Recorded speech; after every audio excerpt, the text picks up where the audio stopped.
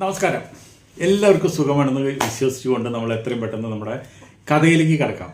കഥയിലേക്ക് കടക്കാമെന്ന് പറഞ്ഞു കഴിഞ്ഞാൽ ഇന്നത്തെ കഥ ഒരു ഒന്നൊന്നര കഥയാണ്. എന്താണെന്ന് വെച്ചാൽ ഇന്നൊരു കാക്കത്തമ്പുരാട്ടിയാണ് നമ്മുടെ കഥയിലെ നായിക. കാക്കത്തമ്പുരാട്ടി എന്ന് പറഞ്ഞു കഴിഞ്ഞാൽ ഒരു കാക്ക. നിങ്ങൾ ആരെങ്കിലും ശ്രദ്ധിച്ചിട്ടുണ്ടോ? കാക്കയുടെ സെക്സിനെ കുറിച്ച് ചിന്തിച്ചിട്ടുണ്ടോ? കാക്ക നമ്മൾ ഒരു പക്ഷിയായിട്ട് മാത്രം കാണുന്ന കാക്കേനെ നമ്മൾ ഒബ്സർവേഷൻ ചെയ്യണം. ഒബ്സർവേഷൻ ചെയ്ത് കഴിഞ്ഞാൽ മനസ്സിലാവും. പണ്ട് കാക്കകൾ നമ്മൾ ഒരു കുളിമുറി ഉണ്ടെങ്കിൽ, പണ്ടത്തെ വീടുകളിലൊക്കെ കുളിമുറി എന്ന് പറഞ്ഞാൽ ഓല മറച്ചുള്ള ഒരു കുളിമുറിയാണ്. ആ കുളിമുറിയിലാണ് സ്ത്രീകളും പുരുഷന്മാരൊക്കെ കുളിക്കുക.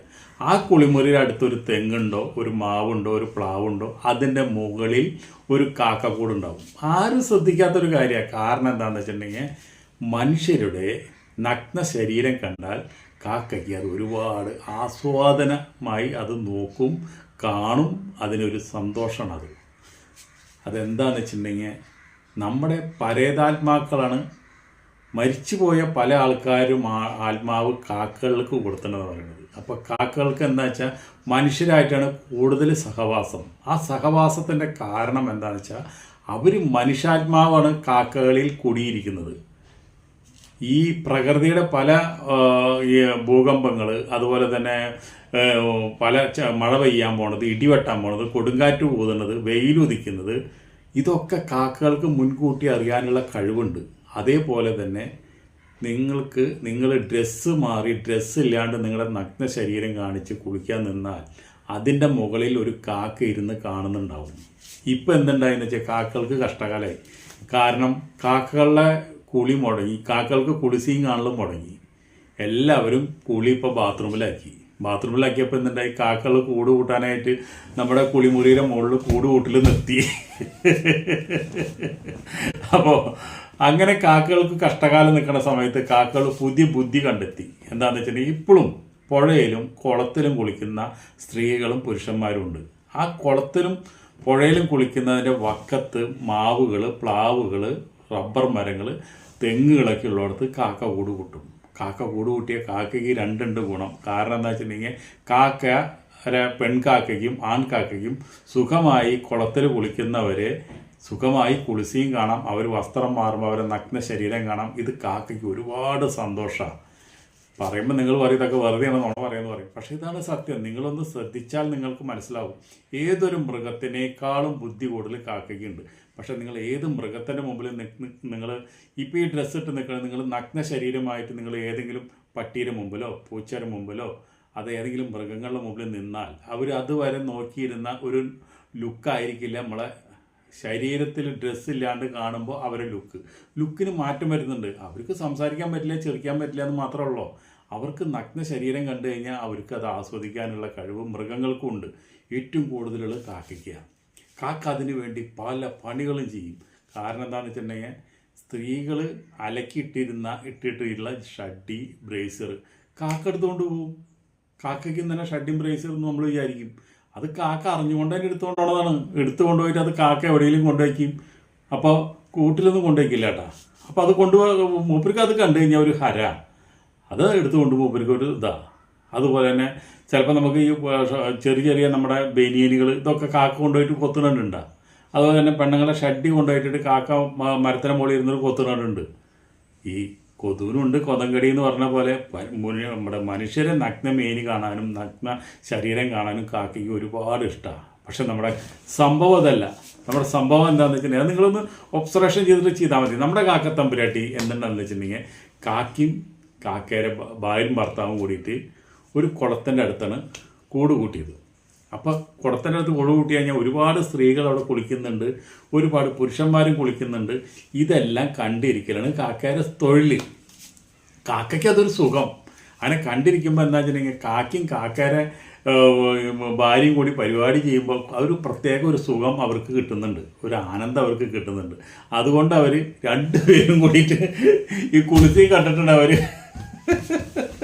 പരിപാടി ചെയ്യുന്നത് തന്നെ.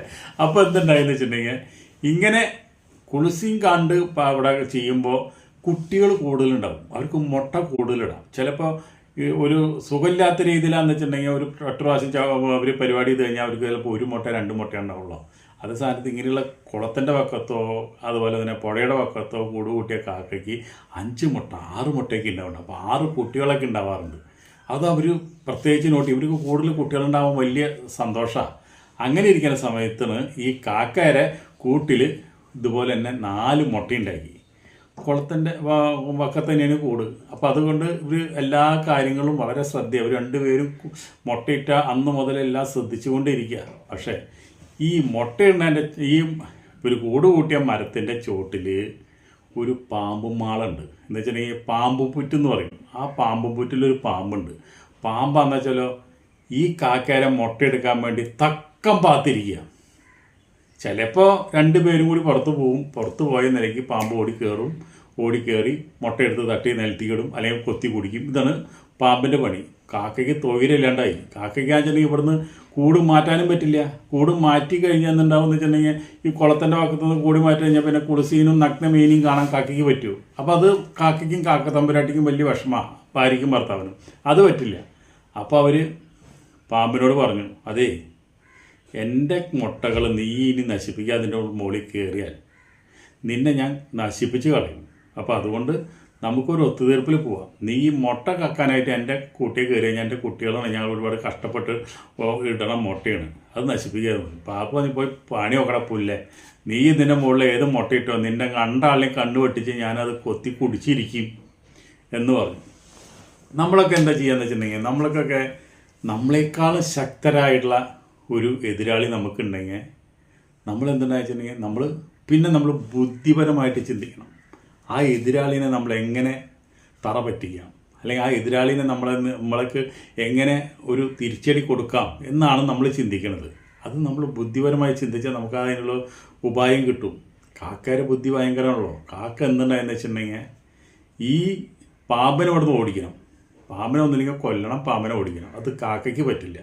കാക്ക അതിന് ബുദ്ധി ഉപയോഗിച്ചത് എന്തേ, നമ്മൾ പറയണ പോലെ തന്നെ കാക്ക എന്തുണ്ടായിട്ടുണ്ടെങ്കിൽ അവിടെ ഒരു 2-3 സ്ത്രീകൾ കുളിക്കാൻ വന്നപ്പോൾ എന്താ വെച്ചിട്ടുണ്ടെങ്കിൽ ഇവരെ മോതിരം അതുപോലെ തന്നെ മാല ഇങ്ങനെയുള്ള സാധനങ്ങളൊക്കെ ഊരി ഒരു പാറമ വെച്ചു.